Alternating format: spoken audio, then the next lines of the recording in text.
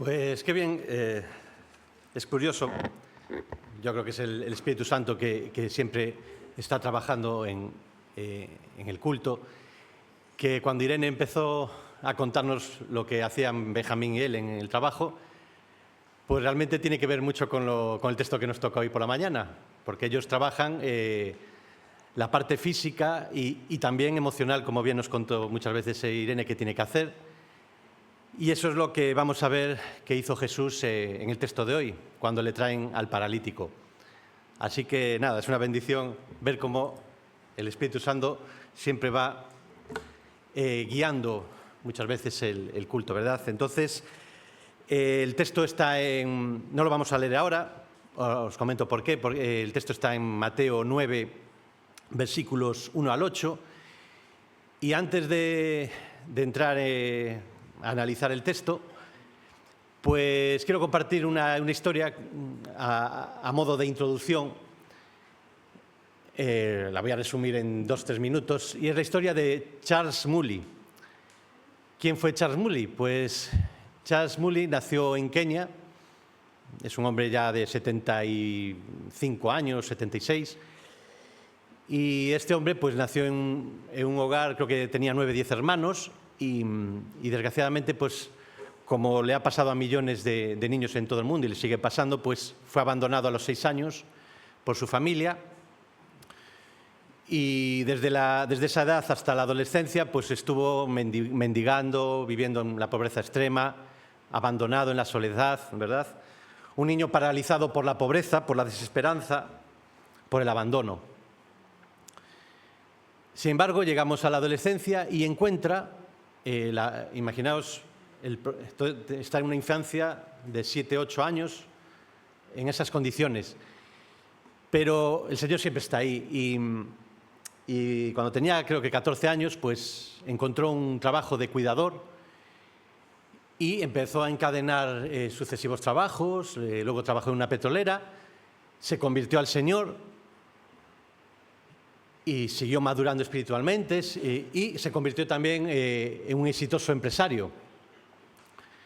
Y un día, ya cercano a los 40 años, pues cuando estaba orando al Señor, sintió el llamado del Señor a vender sus propiedades y a fundar un hogar para miles de niños abandonados que vivieron la situación de él, ¿no? O parecida. Y desde entonces, pues esa fundación ya ha atendido a más de 15.000 niños. Pero él, al fundar el hogar con otras personas, no solo buscan pues darle educación, un cariño, preocuparse por el tema sanitario, etcétera, etcétera, sino que tiene un enfoque cristiano, ¿no? De no solo buscarle solucionar, de crearles un proyecto de vida aquí en la tierra, sino también que Cristo es el camino, la verdad y la vida, ¿no? Y que también hay solución para la vida eterna. Entonces, me sirve de introducción porque aquí os he contado la historia de un niño que estuvo paralizado por el abandono, por la pobreza. Y ahora nos vamos a encontrar con una persona paralizada por una enfermedad física de tal magnitud que tenía que estar postrado, un paralítico. Y él y sus amigos acudieron a Jesús buscando esa sanidad física, ese milagro que ellos que estaban escuchando en aquella época. Jesús estaba ya haciendo milagros, pero se encontraron con un milagro superior, que es el que vamos también a ver en esta mañana.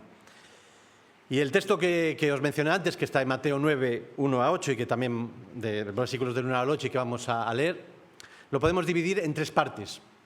Los 2 primeros versículos veremos el momento en que el paralítico es traído por los amigos hacia Jesús y lo que les dice, y la frase que les dice Jesús. La segunda parte, versículos 3 al 5, veremos el pensamiento de algunos escribas a las palabras que pronuncia Jesús y cómo Jesús, leyendo sus corazones, pues les presenta una pregunta.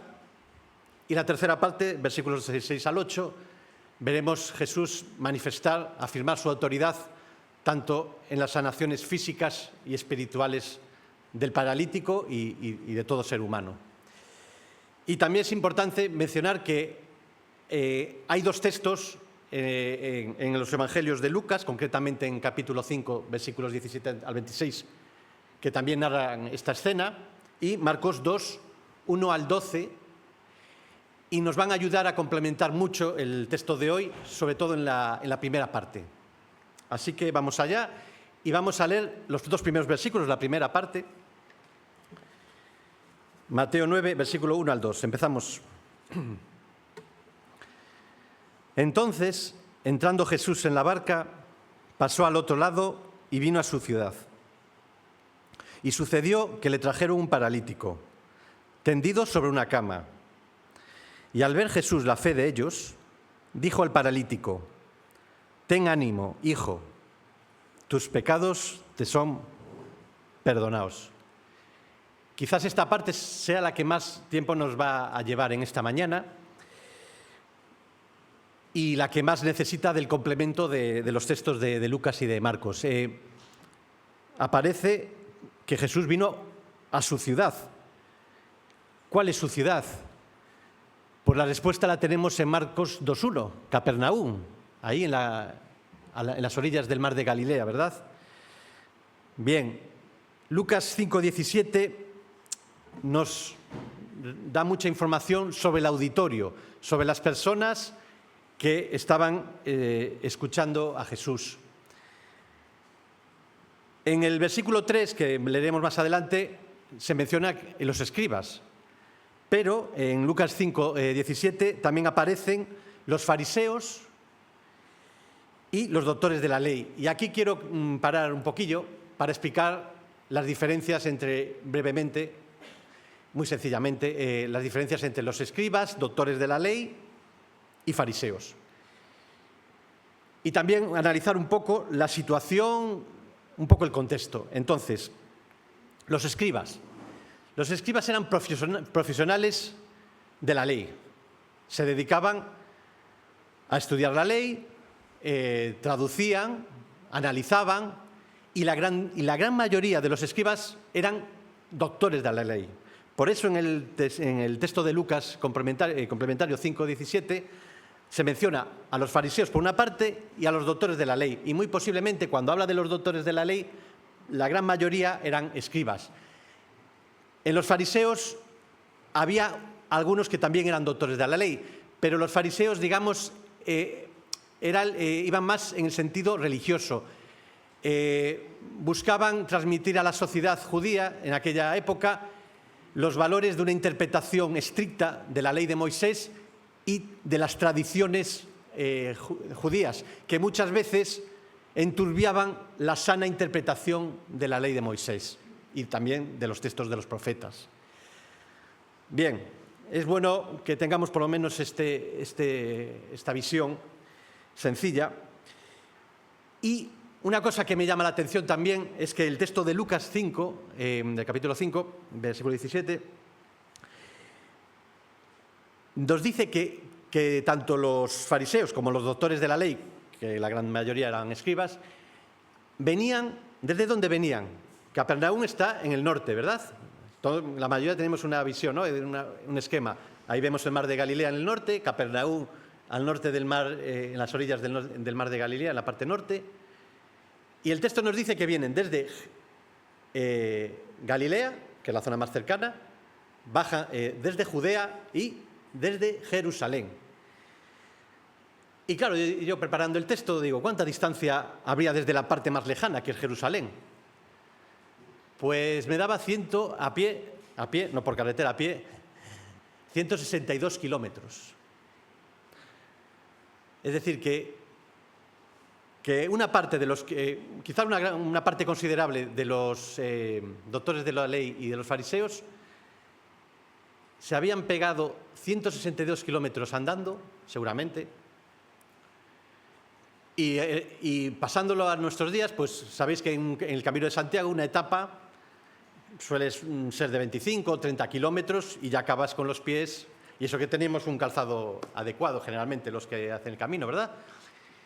Pues imaginaos, en aquella época, 162 kilómetros mínimo, yo le he hecho 5, 6, 7 jornadas de caminar. y muy posiblemente con unas temperaturas altas, ¿no? De 30 grados. Habían hecho un esfuerzo, es lo que me llama la atención. ¿Y por qué habrían hecho ese esfuerzo? Otros harían 80 kilómetros, otros 60, otros 110, pero es un esfuerzo considerable. Pues también, investigando un poco, pues descubro que en aquella época la mayoría de los estudiosos de la época del Imperio Romano y concretamente de la zona de Israel, estima que la población alfabetizada, es decir, que sabe leer y escribir, estaría en el margen de entre el 1 y el 5% de la población. Todo lo contrario que hoy en día. Hoy en día podemos decir que el 99%, no sé, puede ser 98, 99% de la población en España sabe leer y escribir. En aquella época era al revés, estaba entre el 1 y el 5%. Y los escribas, de los cuales la gran mayoría eran doctores de la ley, sabían leer y escribir, lógicamente. ¿Quiénes más sabían leer y escribir? Las élites, las clases acomodadas, y algunos incluso no, pero la gran parte sabían leer y escribir. ¿Quiénes también sabían leer y escribir? Dentro de ese porcentaje entre el 1 y 5%, pongamos la situación. Los recaudadores de impuestos, porque para hacerlo tenían que saber leer y escribir. Y entre los fariseos también un porcentaje alto, muy alto, a lo mejor no del 90 y pico por ciento, pero sí del 80, 80 y pico, también sabía leer y escribir. Entonces, Jesús estaba entre ese 1 y 5% que sabía leer y escribir. Ya vimos cómo quedaron maravillados cuando Jesús tenía 12 años de cómo conocía las Escrituras, ¿verdad? Y es posible que incluso algunos de los 12 apóstoles aprendiera a leer y escribir estando con Jesús. Es posible. Algunos. Entonces, fijaos lo importante que era saber leer y escribir. ¿Y qué pasaba? ¿Qué motivaría a estos líderes, a estas personas que sabían leer y escribir, a pegarse esas caminatas para escuchar a Jesús? Pues yo creo que hay dos razones. Una, la curiosidad, ¿verdad? Seguramente ya les habían llegado las noticias de lo que estaba haciendo, de las enseñanzas de Jesús y de los milagros que estaban haciendo. Y dos,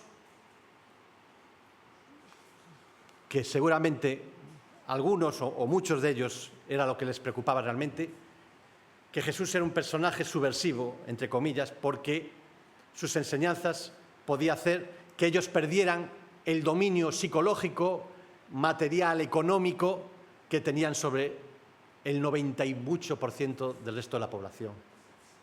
Eso lo vamos a deducir después cuando avancemos.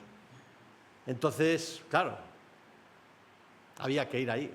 Este Jesús, que seguramente ya muchos de ellos ya lo llevaban conociendo a Jesús o escuchando de él desde hacía 20 años, desde cuando Jesús con 12 años se había dado a conocer, o nos relatan los evangelios, ¿no? Con 12 años. Es importante que tengamos eso en mente. Y también es importante, y que el texto de Mateo tampoco lo dice, pero sí que lo encontramos en Lucas y en Marcos, la parte esta que os digo está en Marcos, en los 2 primeros versículos, que Jesús predicaba la palabra en casa y que se le juntaron muchos de manera que ya no cabían ni aún a la puerta. Imaginémonos, yo no sé cómo sería la casa, no soy experto ni mucho menos en cómo era la tipología de las casas en aquella época. Pero bueno, imaginémonos que era un poquito más pequeña que esta congregación, que el local de esta congregación, y que estaba rotada. Como dice aquí, ya no cabían ni aún a la puerta. Imaginemos la situación, ¿no? Y ¿qué es lo que estaba haciendo Jesús? ¿Estaba haciendo milagros o estaba predicando la palabra? Pues Marcos nos lo dice claramente. Estaba predicando la palabra en una casa abarrotada por escribas, por fariseos, doctores de la ley, vecinos de los alrededores, pero estaba centrado en la predicación de la palabra. Y esto me enseña y nos debe hacer recordar, y lo vemos en la gran mayoría de los textos, que el principal ministerio de Jesús era la enseñanza del nuevo evangelio. Él era el Mesías, traía la luz al mundo, y la reflexión sobre las Escrituras. Enseñar a las personas. Y Acordémonos, más del 95% no sabían ni leer ni escribir. Y todo lo que escuchaban de Jesús lo interiorizaban, lo recordaban y lo debatían cuando volvían a sus casas entre ellos. Y esa era la forma de que se le implantaran las enseñanzas de Jesús. Fijaos lo importante que era, ¿verdad? Y esto me hace realizarme a mí mismo dos preguntas que quiero compartir con todas vosotros. Dos preguntas sencillas y evidentes, pero que son claves en nuestra vida cristiana del día a día. ¿Cuánto tiempo estoy dedicando, lógicamente, a profundizar y reflexionar en el Evangelio de Jesús y en la Biblia para aplicarlo, no solo para tenerlo aquí, sino para aplicarlo en mi vida diaria? ¿Cuánto tiempo dedicamos a estudiar la palabra? Y segundo, Jesús no se guardaba sus conocimientos, sino que no paraba de predicar, de enseñar, de aprovechar todo el momento.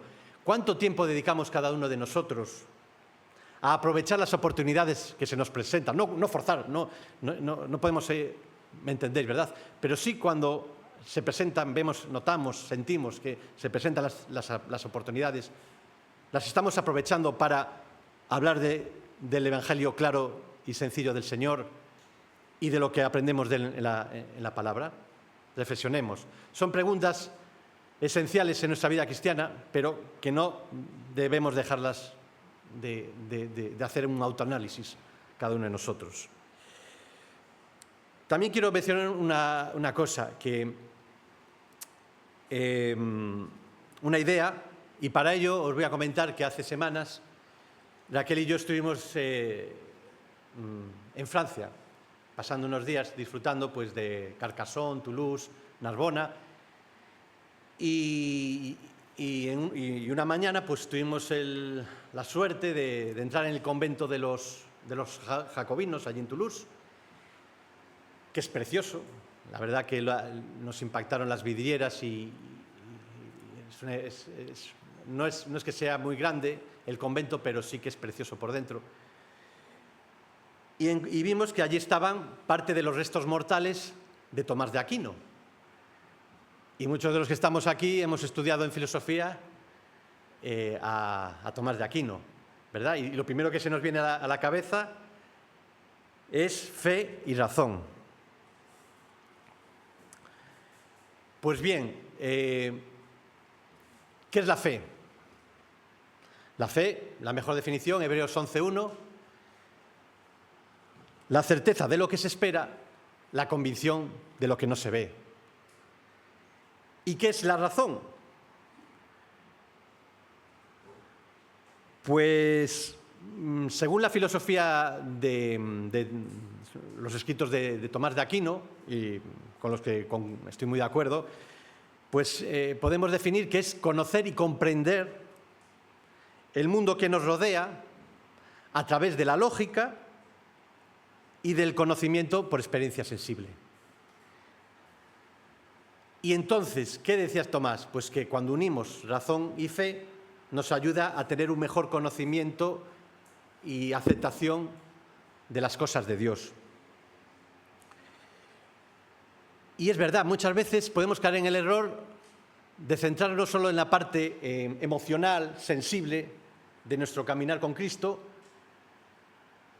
y es bueno que también nos hagamos preguntas e intentemos muchas veces, hay muchísimas cosas en la vida que nunca vamos a entender, pero sí que veamos que nuestra fe no es una fe en fábulas, no es una fe irracional, sino que es una fe basada en miles de documentos históricos verificados, personajes históricos verificados, etcétera, etcétera. No vamos a entrar en el detalle. Simplemente un ejemplo.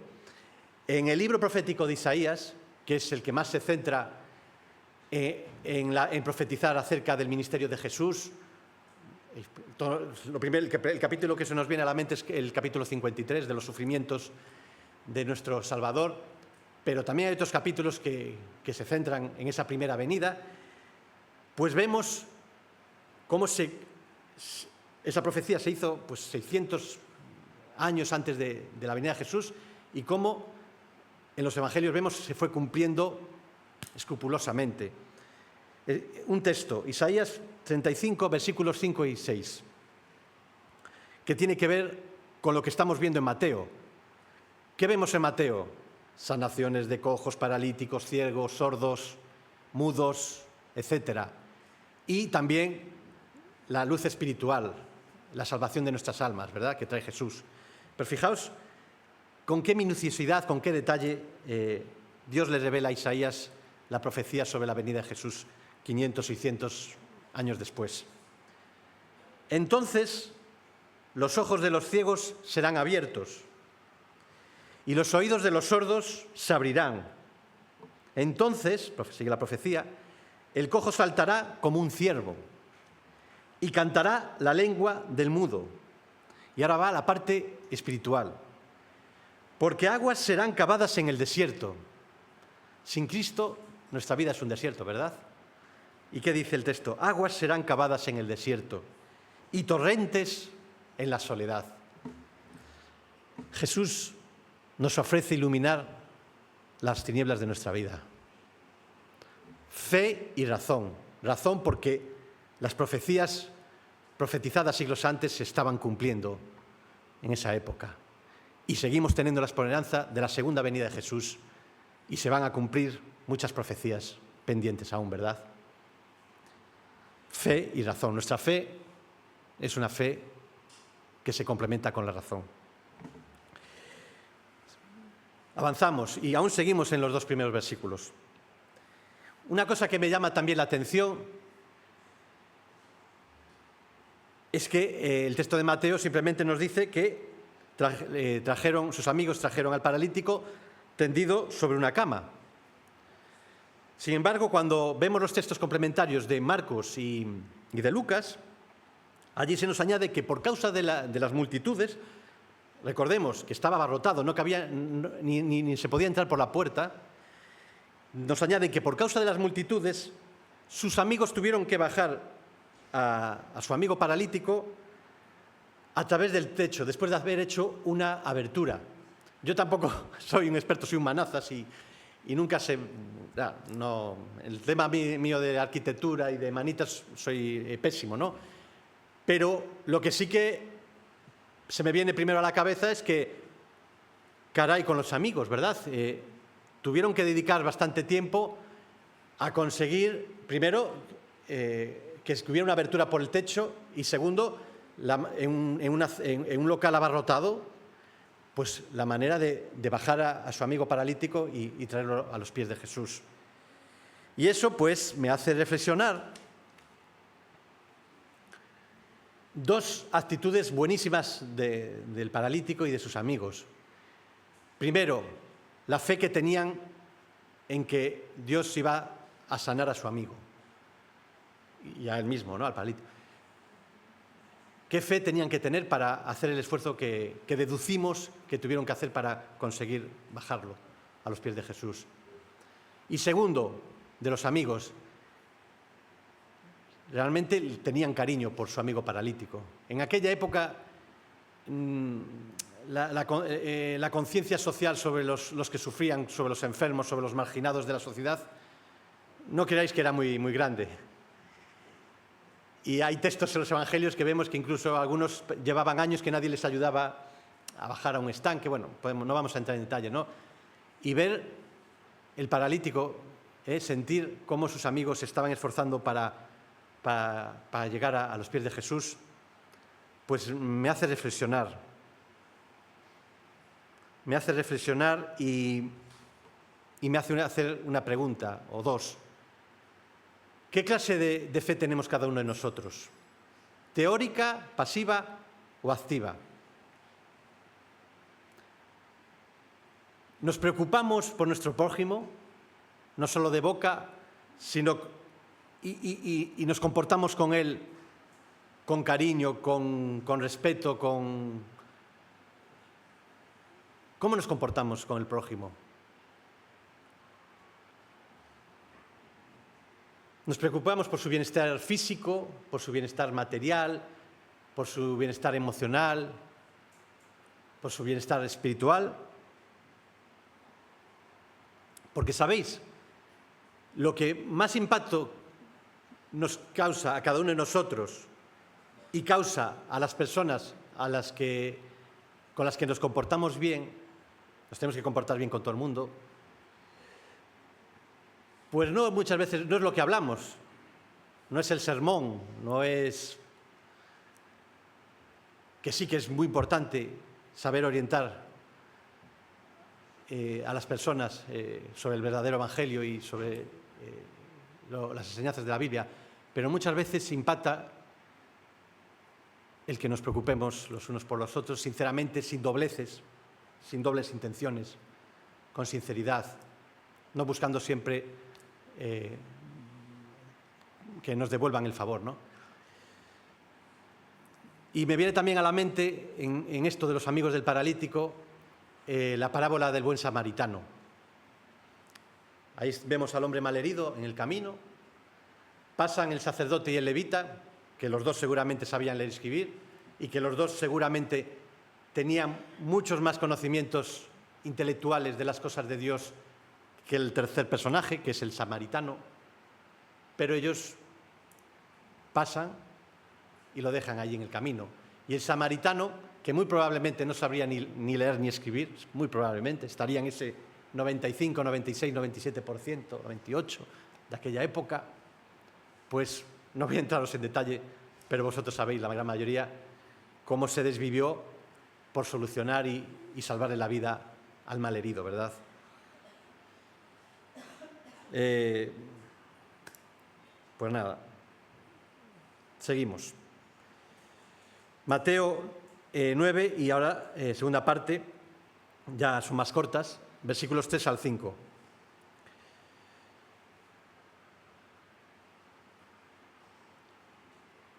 Antes de leer este texto, deciros que termina el versículo 2 diciendo Jesús: ten ánimo, hijo, tus pecados te son perdonados. Todo el mundo esperaba una posible sanación del paralítico y Jesús sorprende al auditorio y suelta: ten ánimo, hijo, tus pecados te son perdonados. Vamos ahora a analizar el impacto de esta frase, pero no nos olvidemos de esto. Muchas veces vivimos pendientes de lo que piensan los demás sobre nosotros y nos olvidamos de lo que piensa el que nos ha traído la salvación y el que nos va a juzgar de cada uno de nosotros. Solo Cristo salva, solo Cristo puede perdonar pecados. ¿Y qué creo que necesito más en mi vida? ¿Necesito salud, dinero, éxito, etcétera, etcétera? ¿O necesito ser perdonado, sentir la presencia de Dios en mi vida? ¿Qué es más importante, hermanos?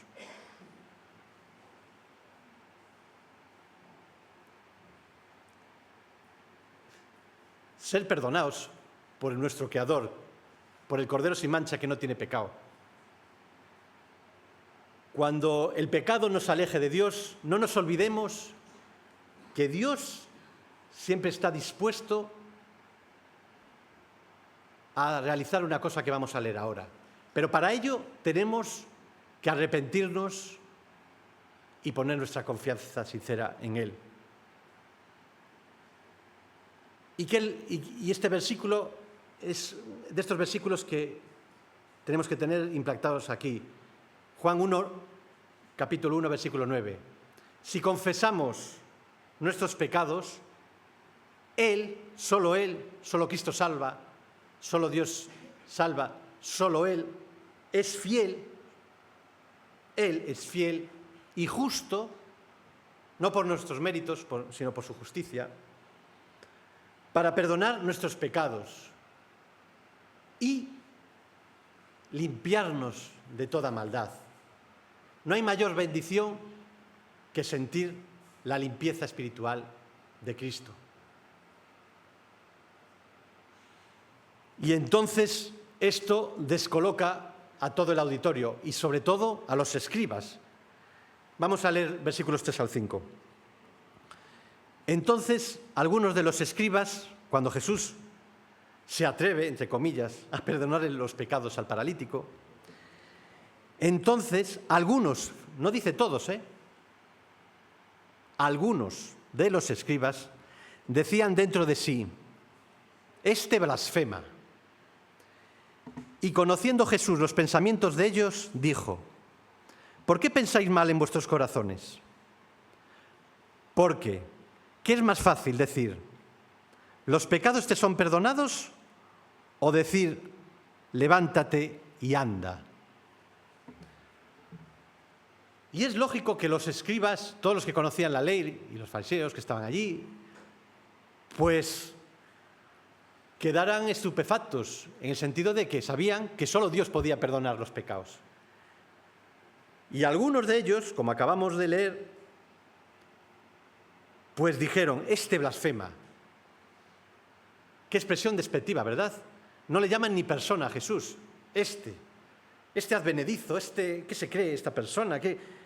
¿Cómo se atreve a insultar, a blasfemar, a difamar, a hablar, a ponerse en el lugar de lo que solo Dios puede hacer, de perdonar pecados?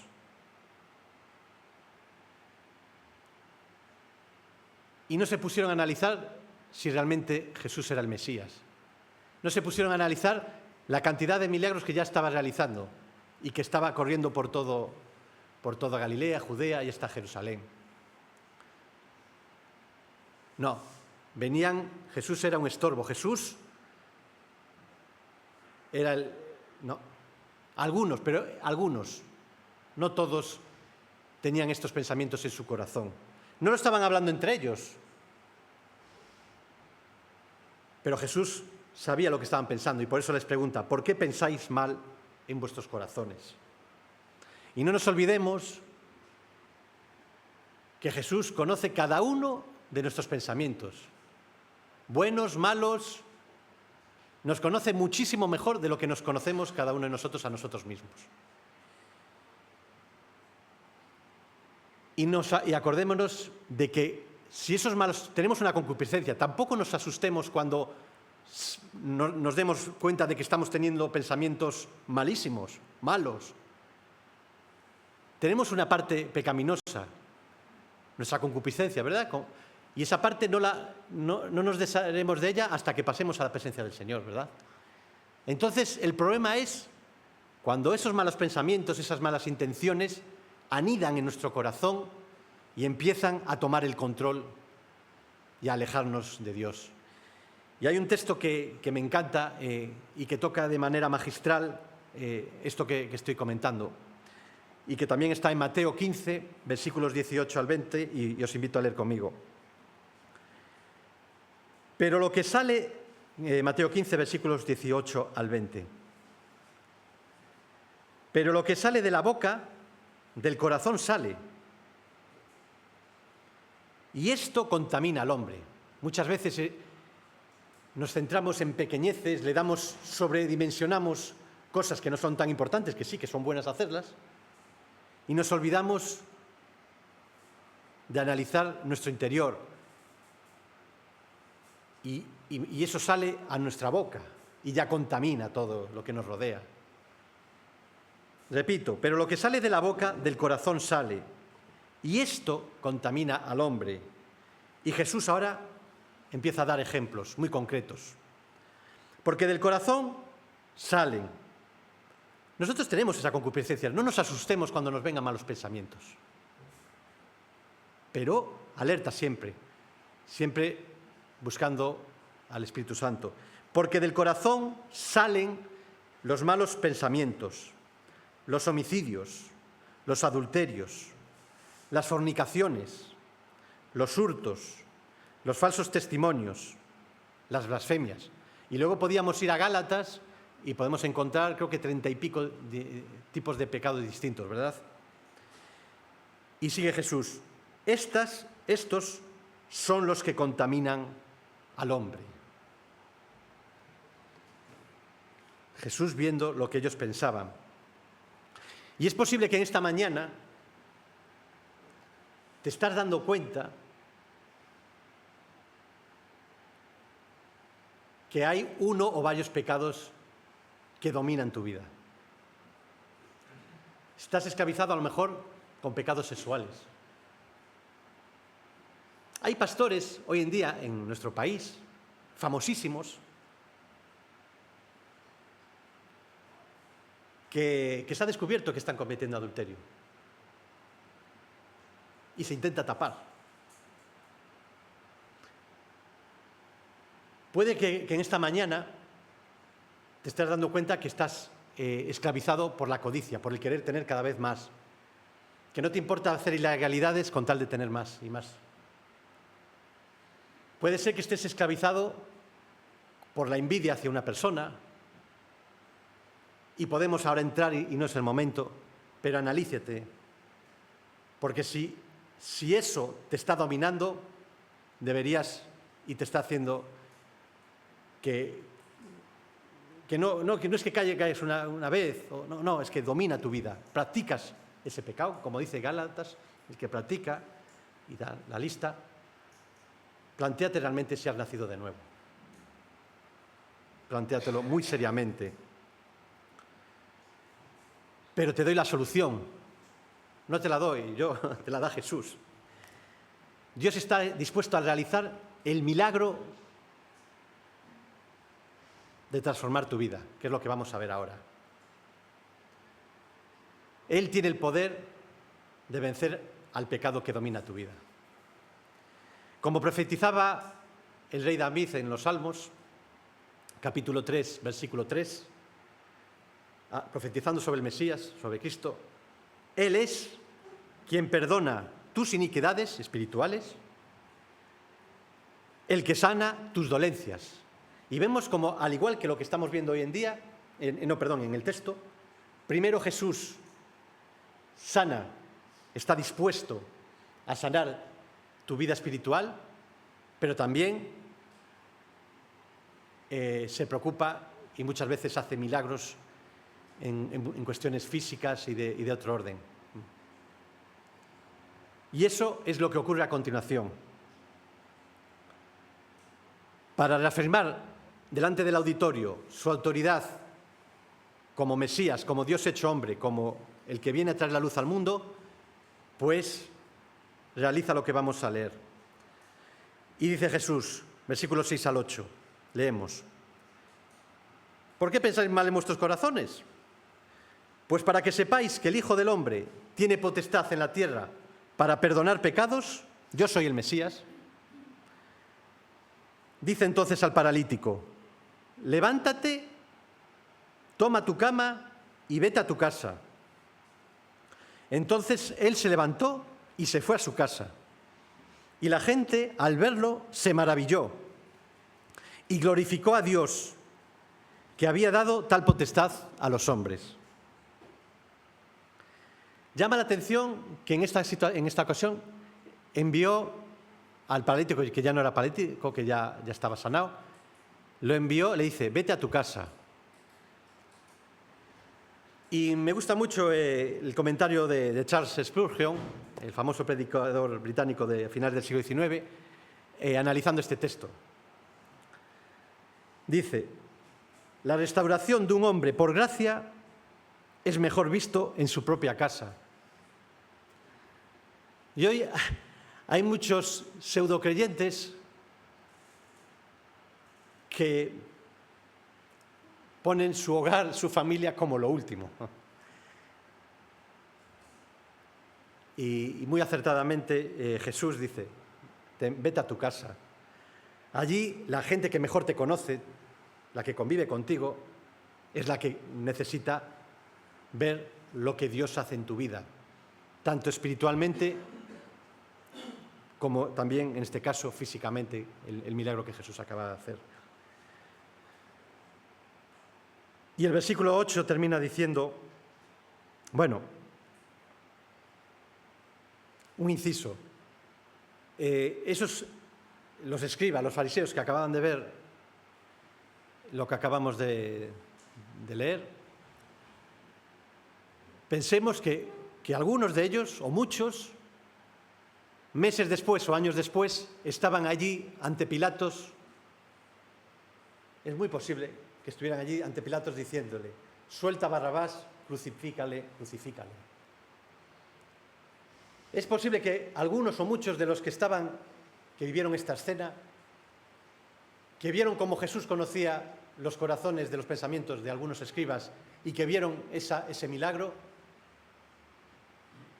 no aceptaron la luz que Jesús les ofrecía. Qué fuerte, ¿verdad? Priorizaron sus intereses personales, sus intereses de seguir viviendo bien, acomodados, a arrepentirse y poner su fe en que Cristo era el Mesías. Espero que si te estás dando cuenta que no tienes a Cristo en esta mañana, no hagas como algunos de ellos o muchos y entregues tu vida a Cristo. Porque Jesús conoce lo más profundo de tus pensamientos. Pero siempre hay un final feliz, y ese final feliz es el versículo 8, que nos dice: la gente al verlo se maravilló y glorificó a Dios. En Lucas 5:26 se nos dice que la gente, el auditorio decía, gran parte decían: hoy hemos visto maravillas. La sanación, el milagro fue visible, pero pienso que es más milagroso ver una vida transformada por el poder del Espíritu Santo. Pensemos en personas, en creyentes, que los conocimos antes de aceptar al Señor y todos tenemos altibajos. En nuestra vida cristiana tenemos periodos incluso de bajón, de estancamiento, luego tenemos subidas espirituales, pero qué impactante es, qué reconfortante es para cada uno de los creyentes cuando conocemos a personas, a hermanos en la fe, y vemos cómo Dios ha transformado sus vidas al paso de los años. Y eso es ver maravillas, porque eso solo lo puede hacer el poder del Espíritu Santo cuando dejamos que gobierne nuestras vidas, cuando dejamos que transforme nuestras vidas a pesar de que muchas veces le fallamos al Señor. Y glorificó a Dios.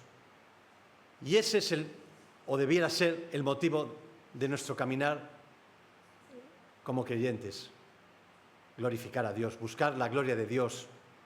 Que todo lo que hagamos, que todo lo que pensemos, que todo lo que digamos sea para agradar a Dios, para glorificar a Dios.